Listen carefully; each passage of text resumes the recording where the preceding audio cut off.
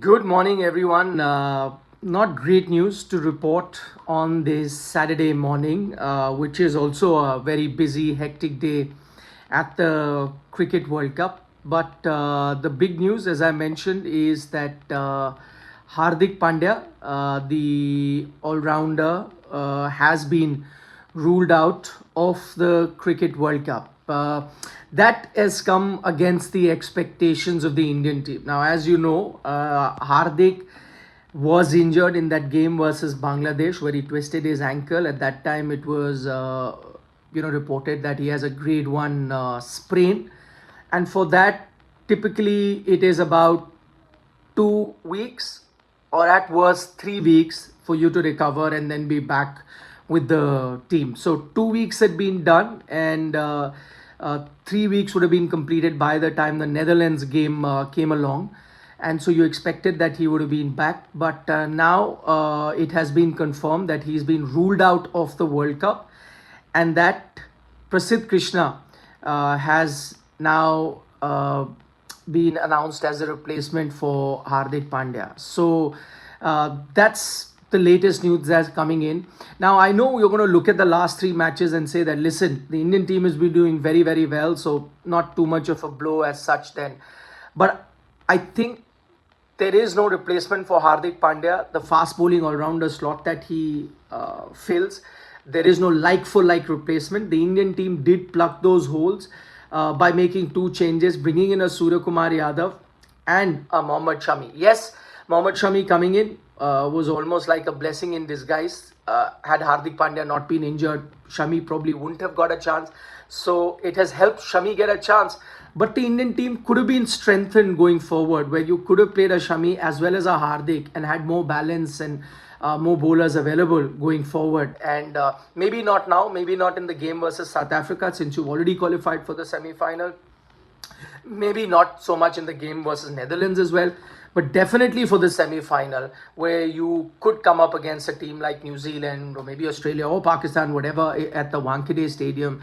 And for that sort of balance, you would have needed a backup bowler as well, and a batter. Don't forget the batter that Hardik Pandya is quite stable in that sense. I know Surya has been playing, got you a 50, but if you take a look at the white ball record, especially in ODI cricket of Hardik Pandya, it would have suited India's needs a bit more. So in that sense, it's a big blow. Also, as I say, that because there's no like for like replacement, you can gauge from the fact who have India announced in place of Hardik Pandya, gives you an idea that there is nobody else available like him. So India has gone with Hardik Pandya, I beg your pardon, with Prasidh Krishna as the replacement for Hardik Pandya. Remember, he was also the backup. He was also, a player that India were looking at even during the Asia Cup.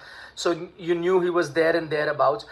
And it does make sense when you look at why they've announced a fast bowler as a replacement for Hardik, because in terms of your batting, I don't see the Indian team change their batting order at all, or whatever may to happen, unless there is an injury.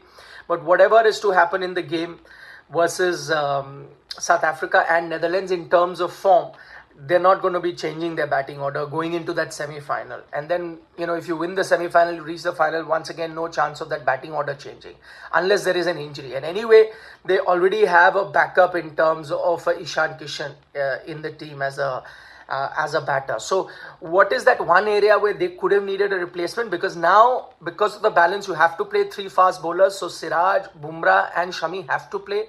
So the only area where you could possibly need a replacement is fast bowling, because that's an area where injuries tend to happen. That's an area where a player can get injured and you may need a replacement quickly. So in that sense, it's more prudent, more sensible to go in with a fast bowling option as your backup. So Prasidh Krishna has been selected. But overall, as I mentioned, not having Hardik Pandya is a big blow. And it's completely against the expectations, because, as I said, the kind of injury that he had, he was expected to make the return, if not for the South Africa game, definitely for the Netherlands game. But clearly that injury is far more serious than we thought. Also, just to let you know on a technicality, if people are thinking that he may come back later, and that does not happen. So the rules are such that once a player is replaced because of an injury at an ICC tournament, if he is ruled out, then he cannot make it back into the 15.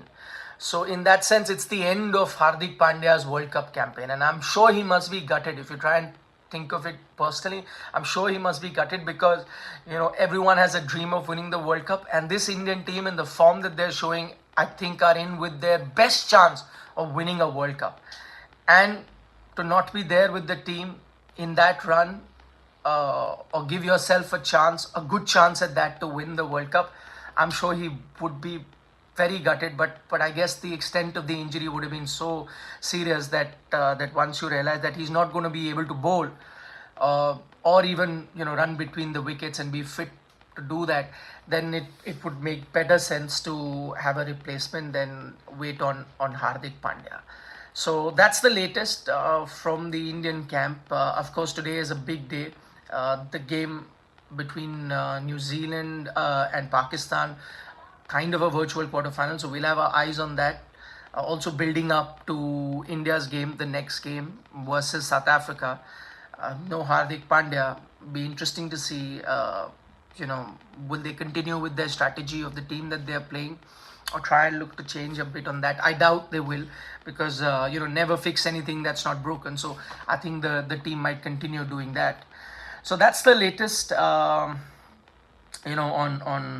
Hardik Pandya's front. I know I can see a few mean comments about he'll be fit for IPL, but I think that's unnecessary. That's uncalled for, because the injury happened right in front of us. It happened in front of our eyes. It's part and parcel of a player's career, and he was playing for India while that injury happened. So I think it'll be fair if we cut him some slack. And as I said, personally, who would want to miss being part of a campaign where the team is doing so well? Unfortunate, but I guess this Indian team, the way they've played their last 3 games, they have found a way to plug those gaps that were left behind, with an all-rounder like Hardik missing. That's the latest for now. Keep watching Sports Today. Plenty more interesting content already up. We'll see you later in the day. Take care. Bye-bye.